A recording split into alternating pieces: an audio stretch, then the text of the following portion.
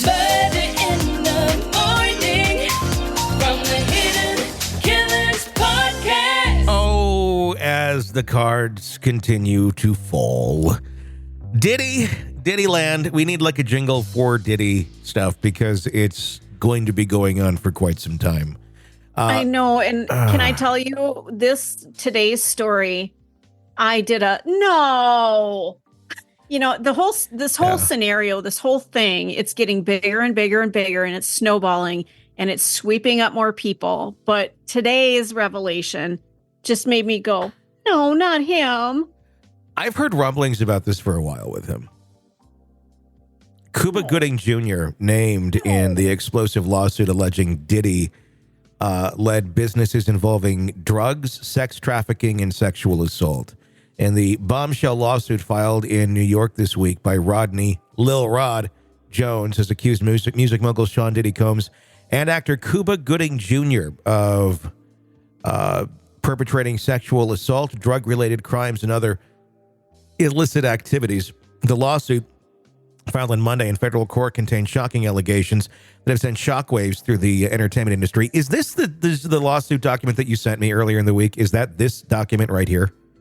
I'm having a hard time keeping track of it.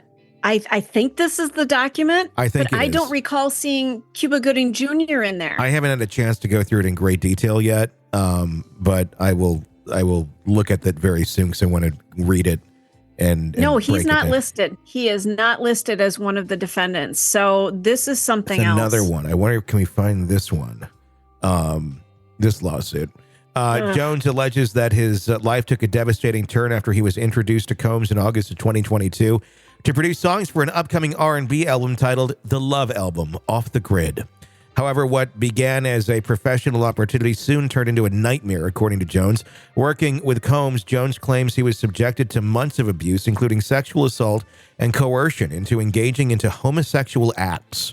The lawsuit alleges that Combs promised Jones professional success in exchange for compliance with his demands, including engaging in sexual activity. Furthermore, Jones accused actor Cuba Gooding Jr. of molesting him while on Combs' yacht in the U.S. Virgin Islands in January 2023. According to Jones... Forgive me, he is listed in here. It's not listed at the top of the document. But he's in there. He's listed on page 22. Okay, so it is that. That is the doc. Yeah, okay. it is. According to Jones, Combs introduced him to Gooding Jr. and then left him alone, during which Gooding Jr. allegedly assaulted him.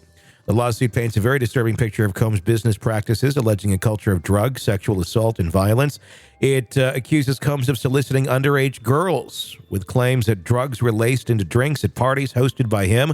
Photos included a lawsuit that depicts Combs' associates carrying back pouches filled with drugs, including cocaine, GHB, ecstasy, and marijuana gummies.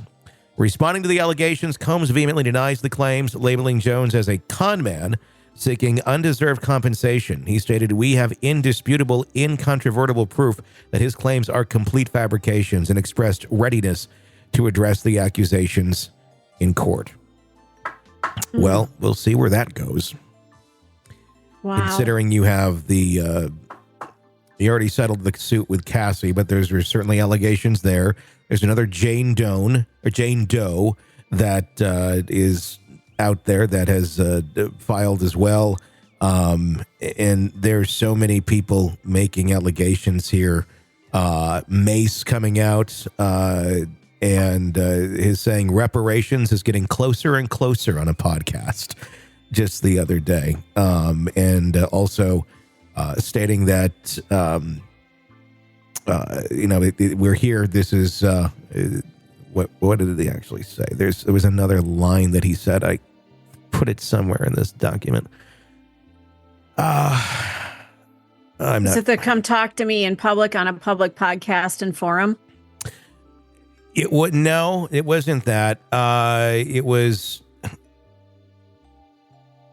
basically, he's going to be getting what, it's time that this happens. Something to that effect. I'm paraphrasing. It was beyond the reparations comment, but it was on that same sort of line. 50 Cent, his ex Daphne Joy, posting a cryptic message on her Instagram story after being named in the lawsuit against Diddy, saying, "Thank you, God, for your love." She's an OnlyFans creator. She was with 50 for a while, and also was apparently, allegedly, on the sex payroll of Diddy.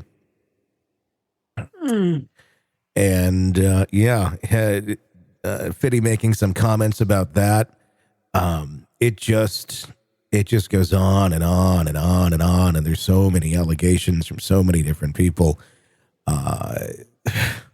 It's going down. Who else is going to get swept into this? I just, we talked about it a little bit yesterday. Who else is next? Mm-hmm. What shoe is going to drop here? Other people. Are we talking heads of music companies? Are we talking huge celebrities? I mean, we've heard the names mentioned, that have been at parties. That doesn't necessarily mean that they were involved in anything, but how many people are going to be involved in it? I'm curious about, several. L.A. Reid, one of them. He's the one who said that it'd be a great idea for Usher to go spend that summer with Diddy to experience the lifestyle, quote unquote. I don't know if he'd be involved in it or if he just was thinking, hey, go hang out with this guy. He and didn't really. I don't know. I find it hard to believe that a lot of people didn't have any idea what he was into, that were deep into this. I don't know. I liken it back to Hollywood, where everybody knew about Weinstein. Everybody knew what he was up to, but nobody could do anything about it. Everybody knew he was just a slimy asshole, but he was so high up, there was nothing you could do. No.